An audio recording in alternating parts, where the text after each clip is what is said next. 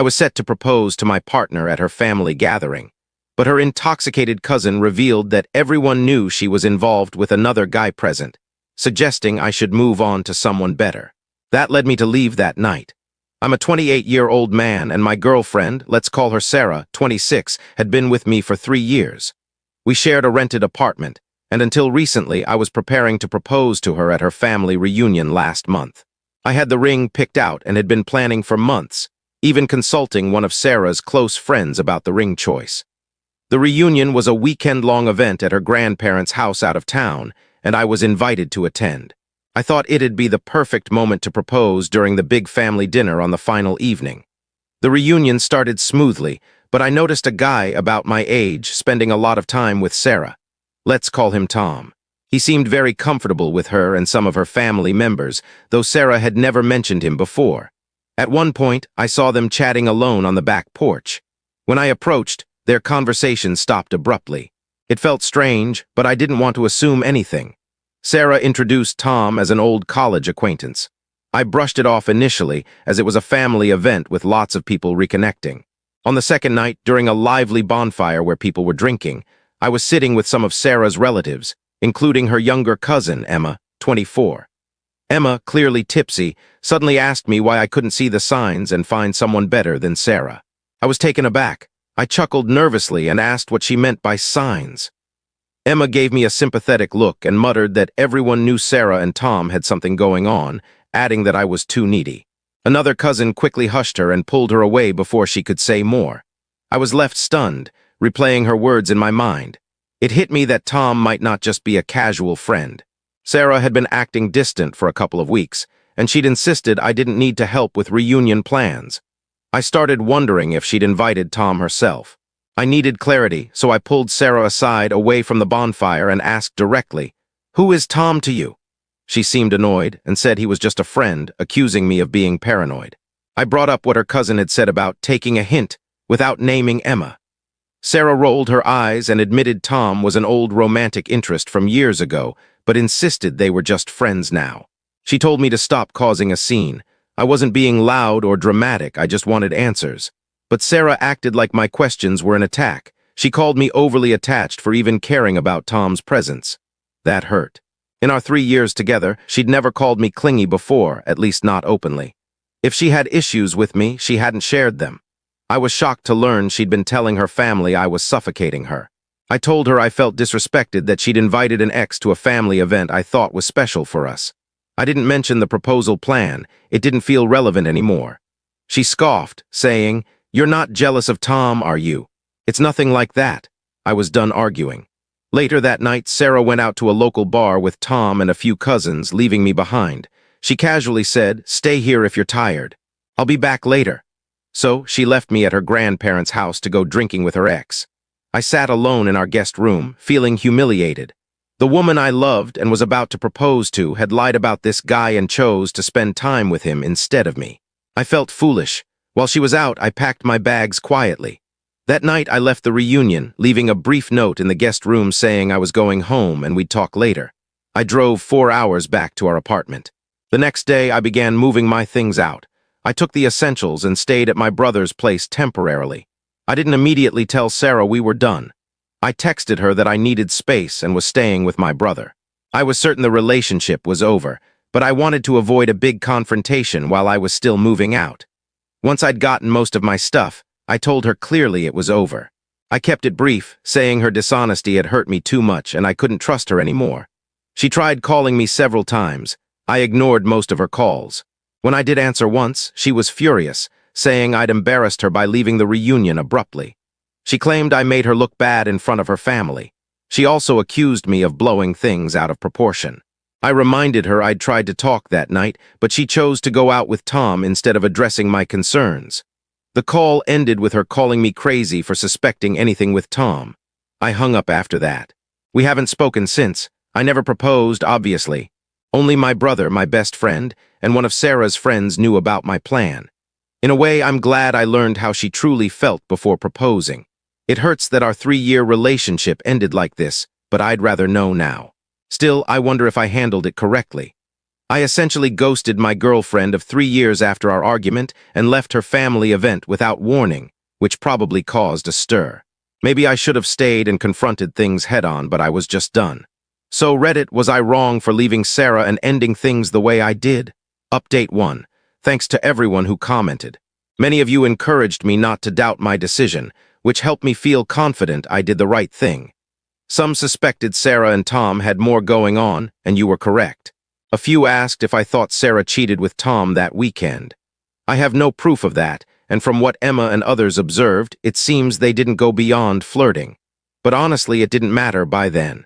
Sarah had already broken my trust by sneaking Tom into our weekend and lying about it. That was enough for me to end things. A few days after my post, Emma, the cousin who spoke out at the reunion, messaged me. She apologized for her harsh words, explaining she was tipsy and upset for me. She said several family members noticed something off that weekend. Apparently, Sarah had told a few relatives she felt I was too overbearing and invited Tom to catch up, and subtly pushed me to give her space. Pretty twisted reasoning. Emma said she thought it was unfair to me, which is why she spoke up even if it wasn't her place. She confirmed Tom wasn't a random guest. Sarah had specifically invited him. I asked if Sarah and Tom had hooked up during or after the reunion. Emma didn't think so, saying Sarah seemed to be testing if there was still chemistry with Tom. But Tom left after the weekend, and there's no sign of a relationship between them. Maybe Sarah was hoping for something that didn't happen. I finished moving out of the apartment without drama. It was painful, but I knew it was the right move. I never saw Sarah in person during the process. We coordinated via a few texts, and I picked up my things when she was at work. We settled practical matters like removing my name from the lease, and she kept the apartment. Sarah's parents contacted me once. Her mom called to check on me and subtly apologized. I think she was embarrassed. She said Sarah was upset and that it was a misunderstanding. I didn't go into details with her mom, just said I appreciated her call, but this was between Sarah and me. I suspect Sarah didn't tell her family the full story or framed it as me overreacting. Sarah and I are officially done, with minimal contact. The first few weeks after the breakup, I was angry and down. Staying at my brother's and venting to him and my best friend kept me grounded. My best friend was especially furious for me. Their support got me through the worst. I've been focusing on work and spending time with friends and family. The shock has faded, and I feel relieved to be out of that situation. It's tough to lose a 3-year relationship, but I'm glad I found out now. One unexpected positive: I've developed a friendship with Emma. After her apology message, we kept in touch. She checked on me a few times, and we get along well, having never really talked one-on-one before. It's been nice to have someone who saw the reunion drama to discuss it with. She's been supportive and clarified a lot about what happened behind the scenes. So that's where things stand a few weeks post-breakup. I'm single, focusing on myself, and not rushing into anything new. I returned the engagement ring. I'm thankful I learned the truth before committing to the wrong person. Thanks again for the support and advice. It helped me stay level-headed. Update 2. It's been about 5 months since my last update, and I've been living my life, working, and hanging out with friends. I stayed in touch with Emma sporadically. At first, it was just texts, memes, or quick calls. We mostly avoided talking about Sarah, except when I had lingering questions, and Emma answered honestly. We discussed random things, TV, work, life. It was refreshing. Eventually, Emma and I decided to meet up.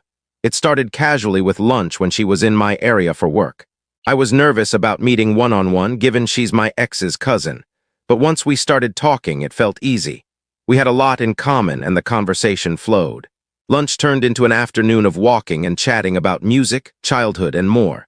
It was genuinely enjoyable. After that, we started hanging out more, grabbing coffee, joining my friends for casual outings, or walking in the park. It felt like a strong friendship at first, but I'd be dishonest if I said I didn't notice how great she is. Emma is witty, grounded, and kind. She's also stunning, which I hadn't fully noticed at the reunion when I was focused on Sarah. Over time, it was clear there was chemistry beyond friendship. I was cautious, and so was she, for obvious reasons. One evening, we talked openly about it. I told her I valued her in my life post-drama and admitted I was developing feelings. Emma said she felt the same but worried about appearances, saying, "This is wild. You were with Sarah and now me?" She wasn't wrong. It's an unusual situation. I mentioned concerns about how her family might react. Emma agreed it'd be gossip fuel, but said our happiness mattered more than others' opinions. We decided to take it slow and not rush. For a while, we kept things friendly, but acknowledging the possibility made it hard to ignore our connection. We kept gravitating toward each other. About 4 months after my breakup with Sarah, after 2 months of close friendship, we decided to try a real relationship. We went on a proper first date soon after. That night was amazing and confirmed we were on the right path.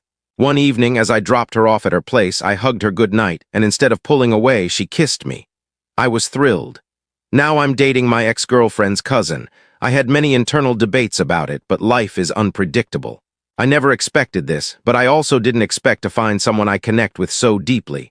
We're taking it slow and keeping it private for now. Only a few close friends know. They were shocked at first. One joked my love life is reality TV material, but they've been supportive. One friend said he's never seen me as happy as I am with Emma. Another was glad I wasn't letting past heartbreak stop me. Their stance is, it's wild, but if you're happy, we're on board. Some might judge the situation, but I don't feel I'm doing anything wrong. Sarah and I are over because of her actions. Emma only helped by revealing the truth I deserved to know. Emma and Sarah aren't close. They only see each other at major family events once or twice a year. Still, we're being discreet out of respect. It's strange to say, but I'm genuinely happy. Happier than I was in my final months with Sarah, for sure. Update 3. I didn't expect to return with more drama, but here we are. A few weeks after Emma and I started dating officially, we decided to stop hiding our relationship. It felt silly and stressful to sneak around, and I care about her too much to act ashamed. Emma agreed, but we were nervous about her family's reaction, especially Sarah's. We started by telling those closest to us. My brother and a few friends already knew and were supportive. Emma told her older sister first, who took it well, saying, "It's surprising, but if you're happy, I'm happy." That boosted our confidence. Then Emma told her mom, who was more cautious, worried about family tension. Her mom warned, Sarah might not take it well. Emma replied she knew, but hoped Sarah would understand it happened naturally. News spreads fast in families, and we didn't even get to tell Sarah ourselves. She heard through the grapevine, likely an aunt or her mom, within days. She didn't react well. Sarah sent Emma angry texts, accusing her of betraying family and calling her harsh names I won't repeat. Sarah said dating her sloppy seconds was gross and that no decent person would do this. It was ugly. It had been about 5.5 months since our breakup, and I hadn't spoken to Sarah since. She started texting me too, first with vague messages like, "I heard about you and Emma," fishing for my response, then more aggressive ones when I didn't reply. I agreed to a brief call with Sarah, thinking it might set boundaries. In hindsight, I'm not sure it helped, but it felt mature at the time. I apologized if the situation hurt her, but clarified nothing happened with Emma until well after our breakup, and I never cheated. Sarah was livid, saying what I was doing was cruel and that I must have had eyes for her cousin all along. I calmly denied that, but she didn't listen. She snapped, "How do you think this makes me look? You move on with my cousin right after me. People will think I was the issue." I didn't say it, but I thought, well, you were the issue. The call didn't resolve much. I said I understood she was upset, but we're adults and need to handle it. I suggested she talk to a therapist if she's struggling, not take it out on us. She scoffed and said she wanted nothing to do with us before hanging up. I hoped she'd calm down after venting. Despite the tension, things with Emma are amazing. Being with her feels different from my past relationship. We communicate openly, enjoy simple moments, and there's an ease between us. For example, a couple of weekends ago, we went out with my friends, and some guys at the bar flirted with Emma. She wasn't fazed and found it amusing. To make it clear she was taken, she pulled me in for a big kiss in front of them. It was a great moment. I told her later, half joking, I was looking for silver and found gold. She laughed, but I meant it. Aside from the family drama, my life's improved. Most of Emma's relatives are okay with us dating after the initial shock. Some told her that as long as we're happy and treated well, that's what counts. A few gossipy relatives have opinions, but they're keeping it quiet. Sarah's the only one openly hostile, which we expected. We're living our lives without flaunting anything in Sarah's face. We haven't attended family events together, giving it time. Sarah seems to be keeping her distance now, no more messages since the call. Hopefully the worst is over and we can all move forward. Update 4. It's been about 8 months since the breakup, and I wish I could say things calmed down, but that's not true. Sarah's reaction shifted from anger to desperation. Despite saying she was done with us, she started contacting me again. At first, I ignored her texts, which were about needing to talk. Then she began begging, saying she made a mistake and missed me. She sent messages apologizing for the reunion, misunderstanding, and claiming she loved me and realized it now. It's a complete reversal from her earlier stance, and I don't believe it. It feels like too little, too late. I responded once, firmly telling her to stop as it wasn't appropriate. More concerning, Sarah's been trying to insert herself into Emma's life. It started with random social media follows and messages from fake accounts after being blocked on her real one. The messages, clearly from Sarah, mentioned personal details. Emma blocked those too. Then Sarah showed up at Emma's workplace, claiming she wanted to talk over lunch. Emma left her in the lobby and informed security she didn't want personal visitors. Emma was shaken and called me immediately. I left a meeting to comfort her over the phone, as it rattled her to have Sarah show up unannounced. Sarah's been spotted near our neighborhood a couple of times. I saw her car driving slowly down our street one evening while taking out the trash. She sped off when she noticed me. Another time, we saw her car parked nearby before it drove away. It's unsettling. We've documented everything in case we need a restraining order. We haven't gone to the police yet, hoping to avoid escalation. Emma told her parents, Sarah's aunt and uncle, about the behavior. They reportedly talked to Sarah, who broke down, saying she lost the best thing she had and that seeing me with her cousin is tearing her apart. I sympathize with regret, but it doesn't justify harassment. Emma's both angry and sad about her cousin's actions. They were never close, but she didn't expect this. Their cousinly bond is likely gone. I'm frustrated that Emma's dealing with this because of me. She's handling it better than I would. I have no interest in engaging with Sarah. I'm committed to Emma, and we're planning a weekend trip to the mountains or somewhere off the grid to escape the drama. We've blocked Sarah on everything and told friends and family not to share our info if she asks. If she keeps crossing lines, we'll pursue legal action. It's a messy situation, but we won't let Sarah ruin what we have. I'm calling this the final update, hoping there's nothing more to report. Life got chaotic, but I'm grateful I learned the truth before committing to the wrong person. Emma and I are strong as a couple despite the noise. Thanks to everyone who offered support. Here's hoping my next Reddit post is about something simple, like the best way to make a pizza.